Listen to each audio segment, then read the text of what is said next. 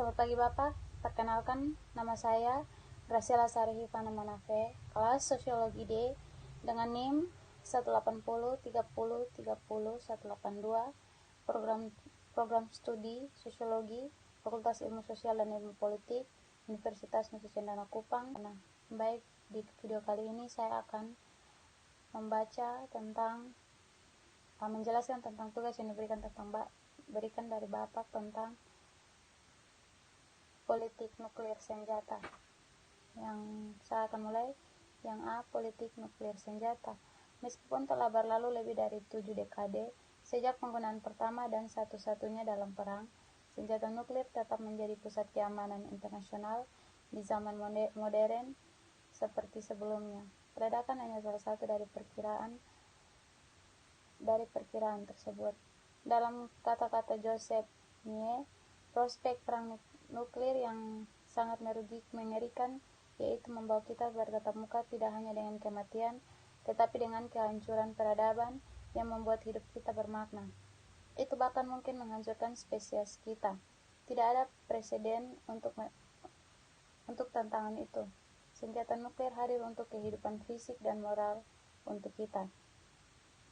Kebutuhan untuk menghindari skenario bencana ini cukup jelas untuk dilihat semua orang, sedangkan ancaman perang nuklir niscaya telah surut sejak tergelap. Hari-hari perang dingin 1945 sampai 1991, potensi bencana penggunaan nuklir baik sengaja ataupun tidak sengaja tetap ada. Faktanya, dunia nuklir diawali tahun 2020-an. Bisa dibilang semua berbahayanya dengan titik dimanapun untuk suatu generasi. Dan bisa dibilang jauh lebih banyak daripada ketika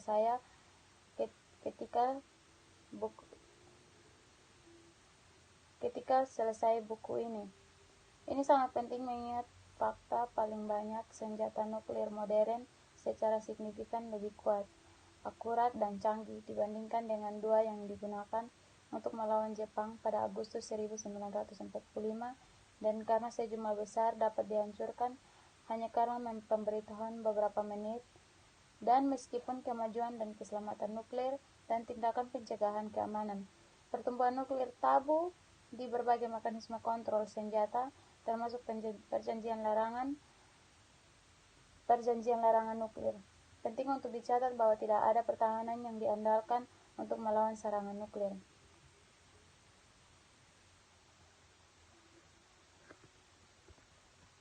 Yang selanjutnya, sama pentingnya untuk menjaga agar tidak selalu percaya diri hanya karena nuklir.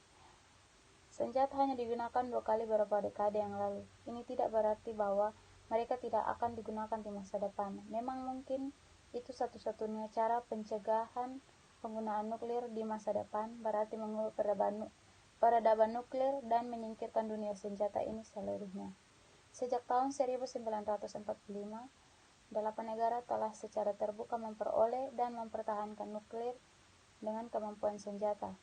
Dalam kurung AS, Uni Soviet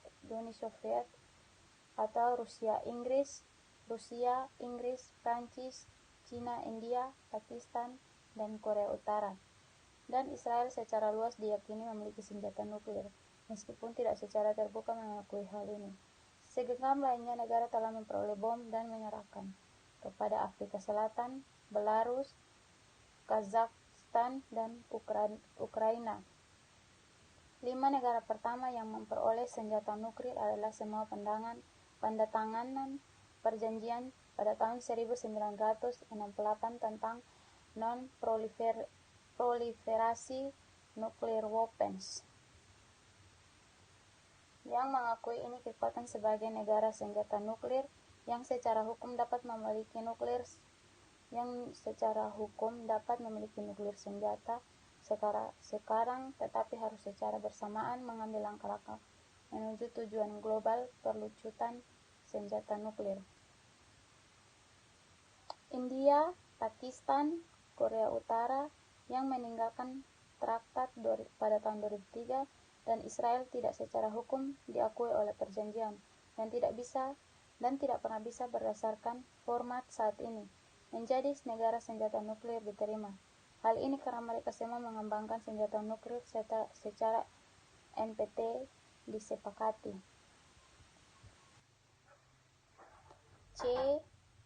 Apa itu senjata nuklir dan mengapa begitu kuat? Uranium yang digunakan untuk memproduksi plutonium sendiri tidak dapat digunakan dalam bom, meskipun produk limbah nuklir tertentu hanya lain mungkin proses ulang untuk digunakan untuk reaktor daya. Kedua unsur ini seperti halnya uranium yang berasal dari thorium juga bisa digunakan untuk bahan bakar reaktor nuklir sipil untuk kebutuhan energi dalam negeri. Untuk itu pembangkit listrik. Sekian dari pemberitaan materi yang diberikan oleh saya. Semoga bermanfaat bagi kita semua. Terima kasih Pak. Selamat pagi.